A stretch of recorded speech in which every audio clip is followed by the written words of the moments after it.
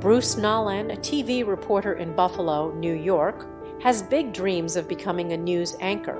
Despite his ambition and hard work, Bruce feels that life is constantly pushing against him.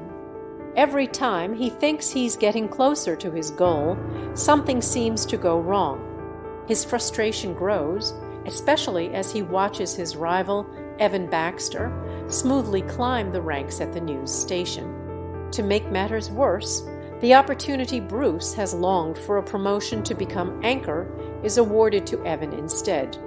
In a state of dismay and anger, Bruce is unable to keep his emotions in check. In an impulsive moment on live television, he vents his frustrations openly, delivering an unfiltered rant about life, love, and his deep dissatisfaction.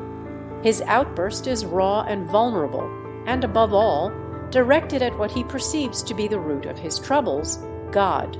Bruce accuses God of ignoring him, letting him suffer through the struggles of life without any relief or support. He feels neglected and abandoned, even blaming God for what he sees as an unfair life that has consistently failed to deliver on his dreams. After his meltdown, Bruce wanders through the city, feeling lost and without purpose. But then, a mysterious message arrives, directing him to a deserted building. Curious and with nothing left to lose, Bruce decides to follow the message. Inside, he encounters a strange, wise, and humorous figure who introduces himself as God. Much to Bruce's surprise, God is not offended by Bruce's complaints. Instead, he sees it as an opportunity and offers Bruce a unique chance to take on his powers and see if he can do a better job managing the world's problems.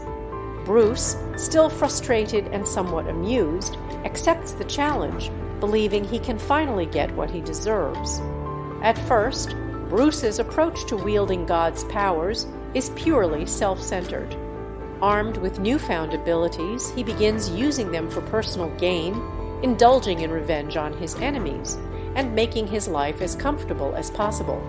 He uses his powers to improve his career, swiftly earning accolades, and finally becoming the successful figure he has always imagined. Bruce also enhances his personal life, creating scenarios where he can effortlessly impress others, gaining the admiration and respect he has always craved. It's a thrilling experience, and for a while, Bruce revels in his newfound control over his destiny. However, his girlfriend, Grace Connolly, soon becomes concerned. She notices changes in Bruce's behavior. The man she once knew a caring, thoughtful partner is now focused entirely on himself, showing little regard for others. The warmth and kindness that she had admired in him are overshadowed by arrogance and selfishness.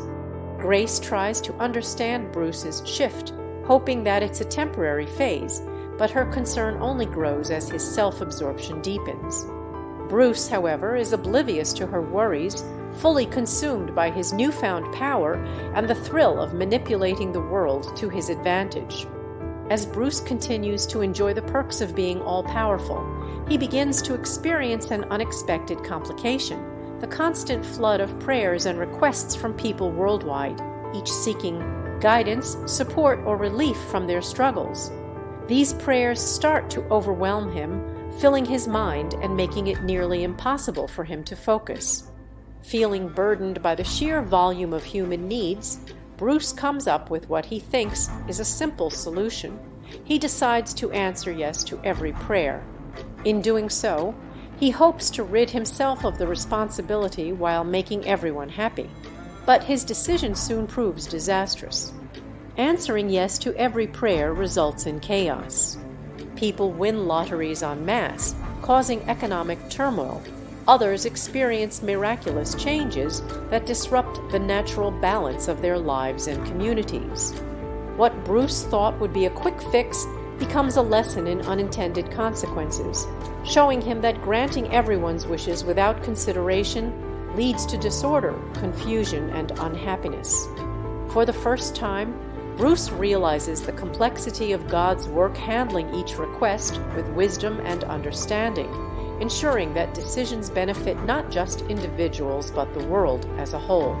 Confronted by the turmoil he has created, Bruce seeks God once again, desperate for guidance and a way to undo the damage. Through their conversation, Bruce comes to understand the importance of compassion, humility, and selflessness. He sees that true fulfillment is not in the power to control life's events, but in the ability to love, forgive, and connect with others. His journey of personal growth culminates in a moment of surrender, where he admits that he does not have all the answers and that perhaps he doesn't need them. Bruce asks for his old life back, willing to accept his limitations and ready to embrace life with all its uncertainties. With his powers gone, Bruce returns to his regular life with a renewed sense of gratitude and humility. He no longer sees life as a battle to be won, but as a journey filled with small moments of connection and kindness.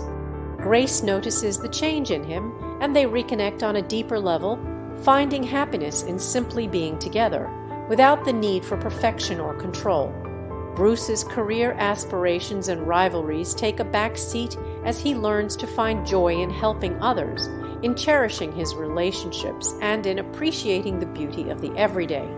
In the end, Bruce's transformation is a profound one. He understands that happiness is not in bending the world to his will, but in learning to live with grace, patience, and a sense of wonder.